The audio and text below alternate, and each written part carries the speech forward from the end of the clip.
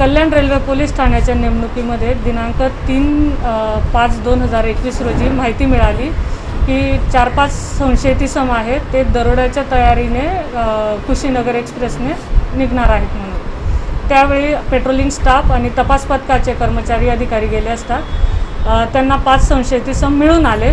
त्यांना ताब्यात घेतलं असतात। अंधाराचा फायदा घेऊन एक आरोपी पळून गेलाय, परंतु 4 आरोपींना ताब्यात घेतले। त्यावेळी त्यांच्याकडे एक गुप्ती आणि 2 चाकू, मिरची पावडर वगैरे असा मुद्देमाल मिळून आला आहे। त्यांना ताब्यात घेतलंय, गुन्हा नोंद केला आहे, पुढील तपास चालू आहे। सदर आरोपींना यापैकी जे ताब्यात आलेले त्यापैकी 4 आरोपींना यापूर्वी कल्याण रेल्वे पोलीस ठाण्याने साधारण 8-10 दिवसापूर्वी अटक केली होती वेगवेगळ्या गुन्ह्यांमध्ये। त्या जामिनावर सुटल्यानंतर त्यांनी पुन्हा हा चोरीचा प्रयत्न केलेला आहे।